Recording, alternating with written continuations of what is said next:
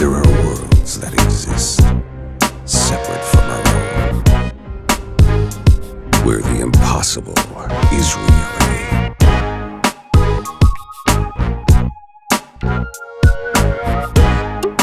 Separate from our own.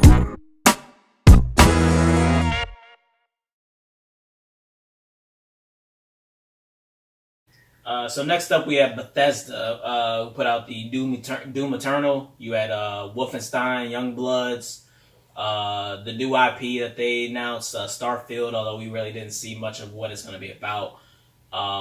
And Fallout 76, much different.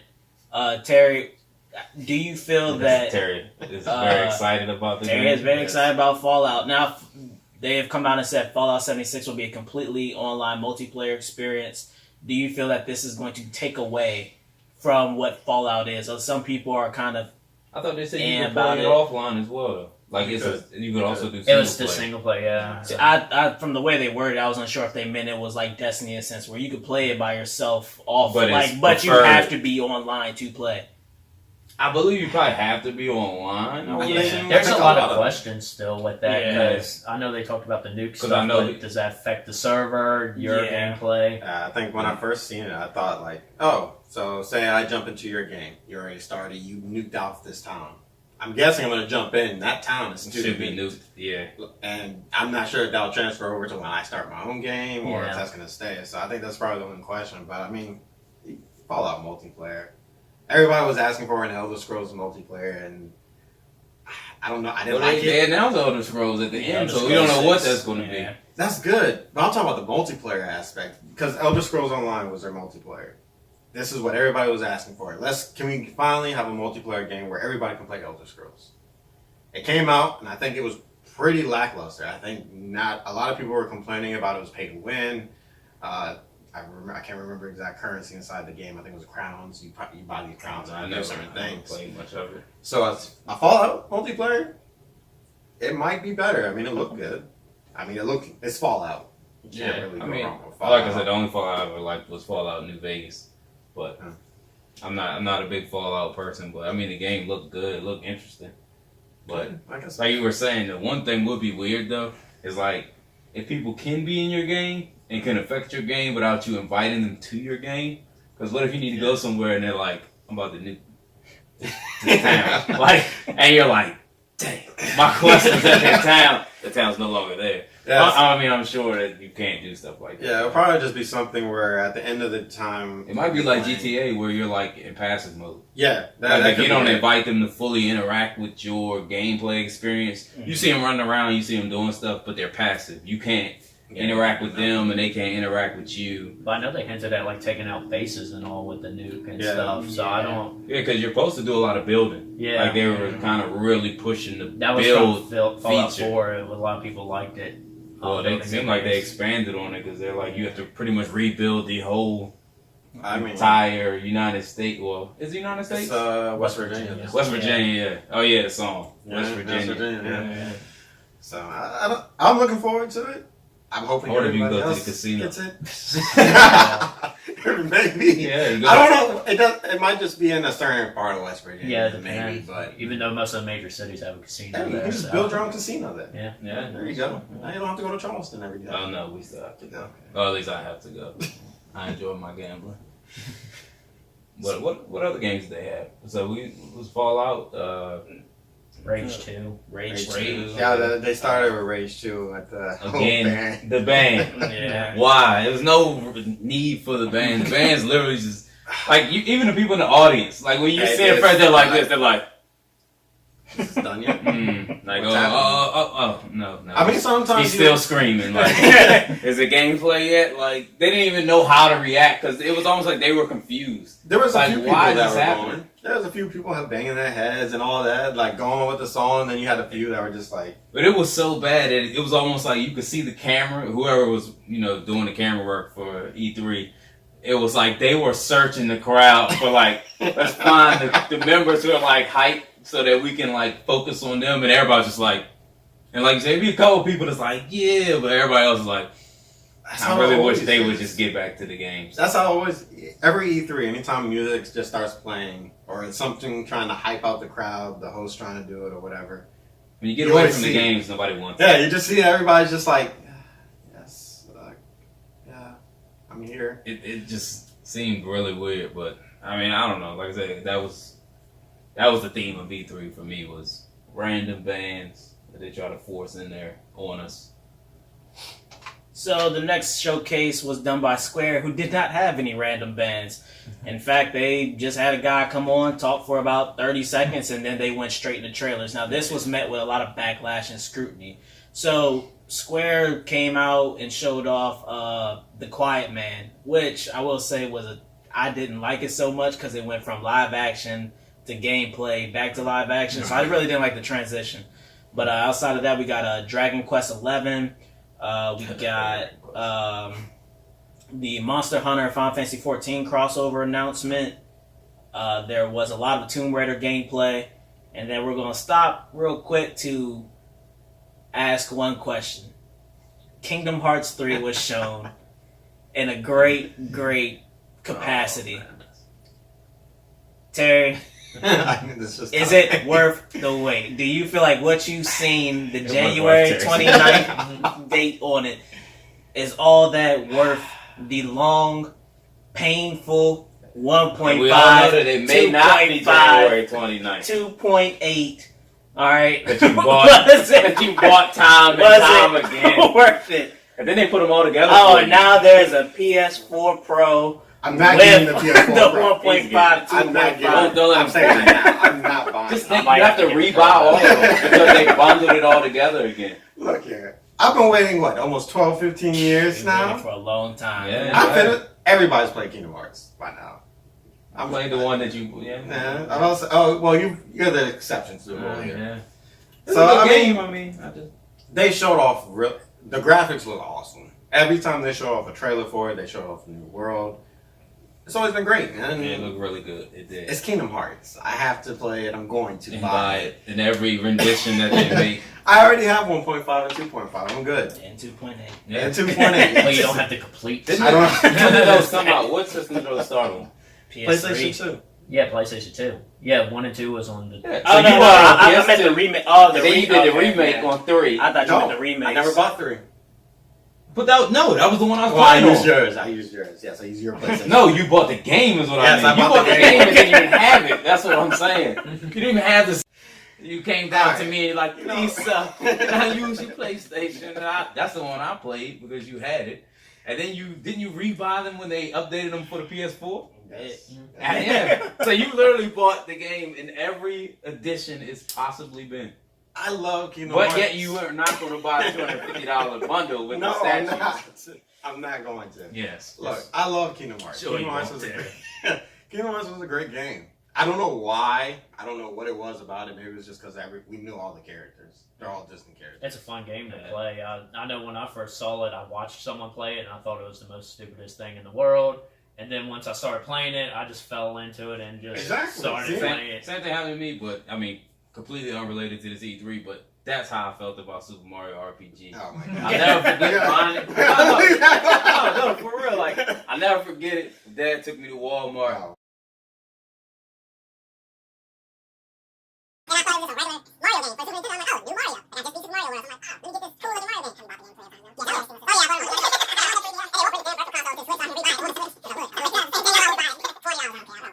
And when I first started playing, I'm like, what is that? My first RPG game was ever played, like the world JRPG. And I was just like, what is this? But like you said, as I started playing it, I mean, granted, Amazing. Kingdom Hearts has its issues, trying to jump between the mushrooms in the beginning stages when you're on. sometimes the camera is a little. The camera gets a little crazy. Well, that happens on remakes anyways. Yeah. I mean, I play games that the camera was bad. If anyone's ever played Final Fantasy VII Dirge of Cerberus, it's that same type of RPG, like action type stuff, or like a Crisis Core on the PSP. Look, I've been waiting 12 years. It was supposed to be out, last year, I think? Or the year before that. The year before It had like a I just December can't 31st. wait for them to be like, push back. And Terry just dies. I give it to them. I think it was the creative director or the guy that's just the head of the Kingdom Hearts team, he came out and was like, "Yo, I really apologize for the fact the games got pushed back in." He's came out. He said it straight up. I mean, I'll take that, but still, I want the game now. It said 2018. He announced them all that was up there for the PlayStation 4 Pro, and I have to buy those. You know what I thought really looked good about that was when you saw the Pirates of the Caribbean. Yes. And you saw Jack Sparrow, and he kind of looks, what would you call it, photorealistic or Was whatever he they voiced call by it. Johnny Depp? No, they got another guy. It was a guy kind of similar. Yeah. I kept listening. I'm like, is that Johnny or is it not? And I know it's That's how I Johnny. felt with Johnny's hurting for Frozen. money, so I was Yeah. like, maybe Johnny did. And that's voice the these, other but I weird don't part, because you see Frozen, you see their character avatars and what they look like, and then you see the Pirates of the Caribbean and their avatars, and it doesn't look out of place. You would kind of think that both can exist, but they Well, do. they And touch up it's, the characters in each world, Yeah, which they- is nice. Like the Toy Story, they're blocked. exactly, and yeah. shit. It's That's like nice you they're doing that. see so many different types of art styles, if you will, in each world, and you would think that it would kind of like Especially just since look he's off. like a real person. Yeah, Everyone else is all like the pirates all some type look of pretty cartoon real. or One dude anime looked just like or Orlando Bloom. I was like, holy shit! Like he looks yeah. just like that He did fucking look guy in real exactly life.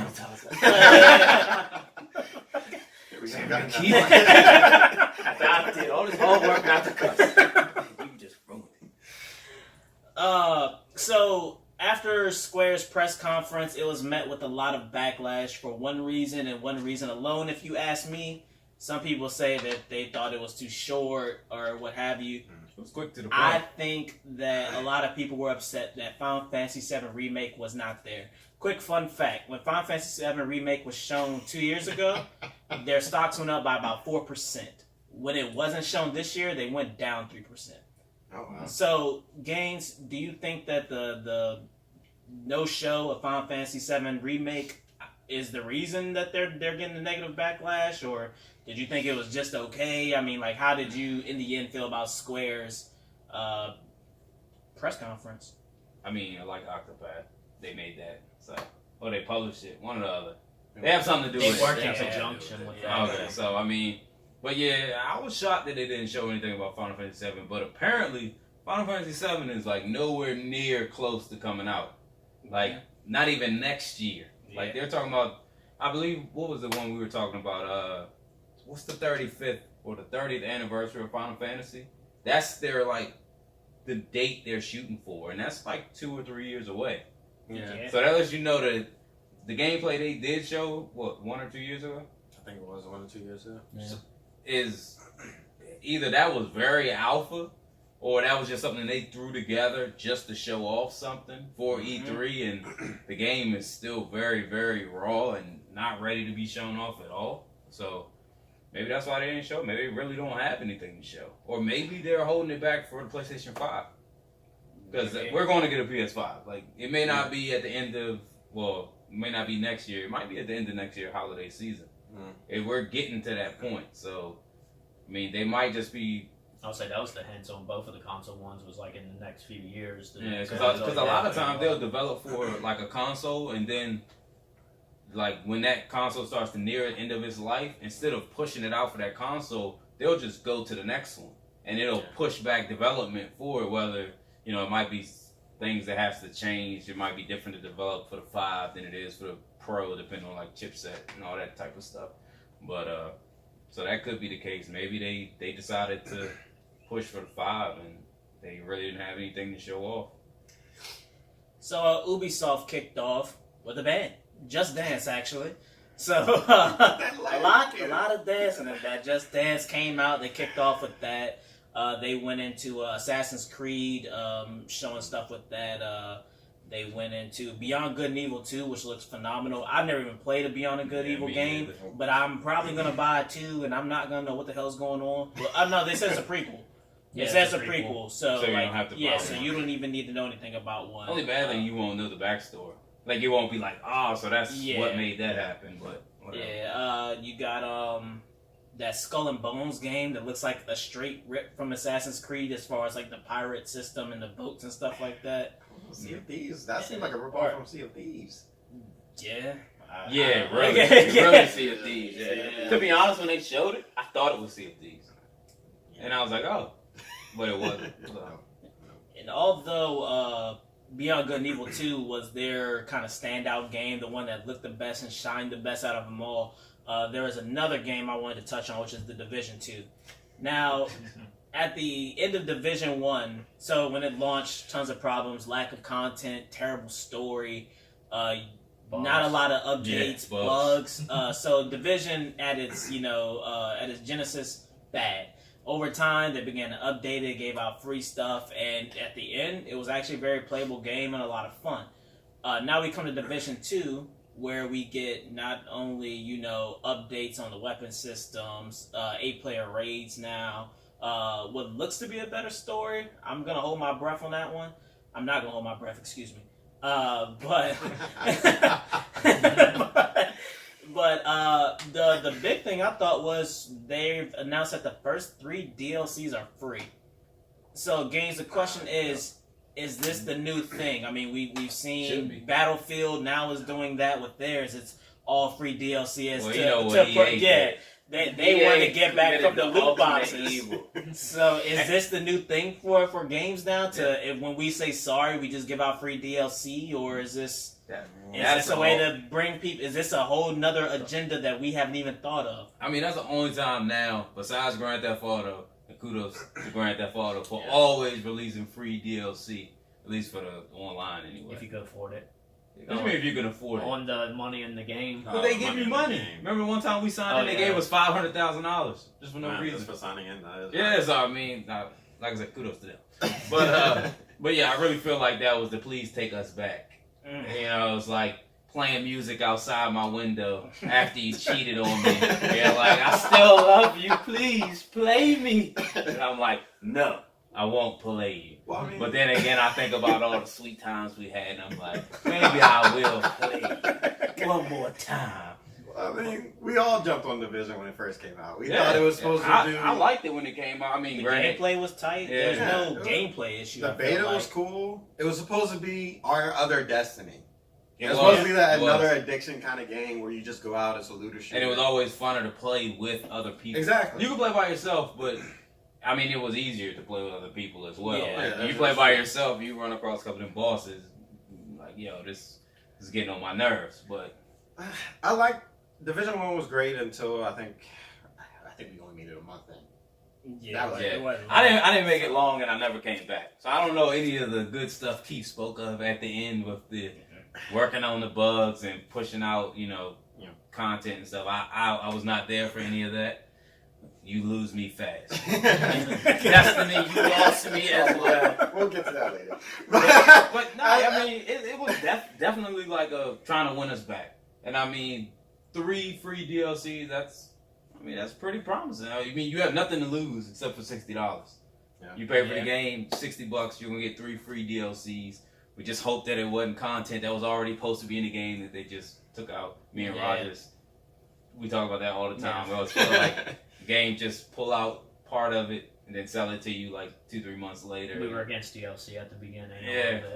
I mean, now DLC just becomes like the staple of it. I mean, I think I give it to EA. We know what they're trying to do. They're trying to win people back. Yeah, after they robbed them. They tried to literally take all people's money. But I give it to them. They did what they came out. They was like, hey, here's all the free stuff. But I mean, them giving out free DLC. Well, no, free DLC has to help. It can't hurt. Oh, it doesn't. Of course, it doesn't hurt. I mean, you remember me telling you, Destiny, they should have been free. After all they done put the community through. Not me, because I left. But if I was there, I'd have went through it too. Yeah. And if it was free, I'd be back on Forsaken. Say that later. We'll talk about that later.